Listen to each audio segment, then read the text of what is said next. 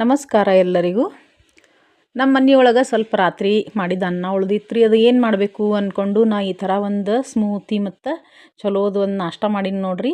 ಆ ಅನ್ನನ ನಾನು ಸ್ವಲ್ಪ ಮ್ಯಾಶ್ ಮಾಡ್ಕೊಂಡೀನಿ, ಇಲ್ಲಾರ ಮಿಕ್ಸರ್ಗೂ ಹಾಕೋಬೋದು ರೀ. ಇಲ್ಲಿ ನಾನು ರಾಜಗಿರಿ ಪಲ್ಯ ತೊಗೊಂಡೀನಿ ರೀ. ಸ್ವಲ್ಪ ಅದನ್ನು ತೊಳೆದು ಸಣ್ಣ ಕಟ್ ಮಾಡತ್ತೀನಿ. ನೀವು ಇಲ್ಲಿ ಪಾಲಕ್ನು ತೊಗೋಬೋದು ರೀ.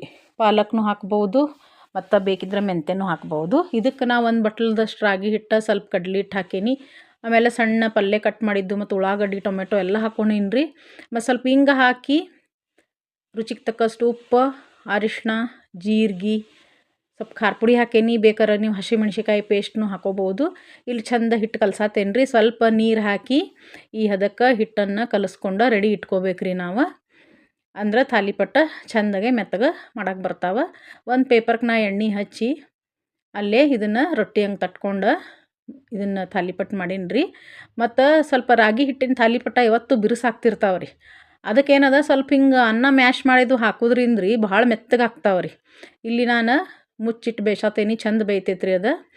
ಎರಡು ಕಡೆ ಸ್ವಲ್ಪ ಎಣ್ಣೆ ಸವರಿ ಬೇಯಿಸೇನಿ ರೀ. ಇದಕ್ಕೆ ಮ್ಯಾಲೆ ನಾನು ಸ್ವಲ್ಪ ಬೆಣ್ಣೆ ಹಚ್ಚತ್ತೇನಿ, ಇಲ್ಲಾರ ತುಪ್ಪನೂ ಹಚ್ಕೋಬೋದು. ಇದನ್ನು ನೀವು ಶೇಂಗಾ ಚಟ್ನಿ ಜೊತೆ ಸರ್ವ್ ಮಾಡಿರಿ, ಭಾಳ ಟೇಸ್ಟಿಯಾಗಿರ್ತದೆ. ಮತ್ತು ಬಾಯಾಗ ಹಲ್ಲು ಇಲ್ದವ್ರು ಕೂಡ ತಿನ್ಬೋದು, ಅಷ್ಟು ಮೆತ್ತಗಾಗ್ಯಾವ ರೀ ಇವು. ಒಂದ್ಸರಿ ನೀವು ಟ್ರೈ ಮಾಡಿರಿ. ನಮ್ಮ ಚಾನಲ್ನ ಲೈಕ್ ಮಾಡಿರಿ, ಶೇರ್ ಮಾಡಿ, ಸಬ್ಸ್ಕ್ರೈಬ್ ಮಾಡಿರಿ. Thank you for watching my video. Bye friends.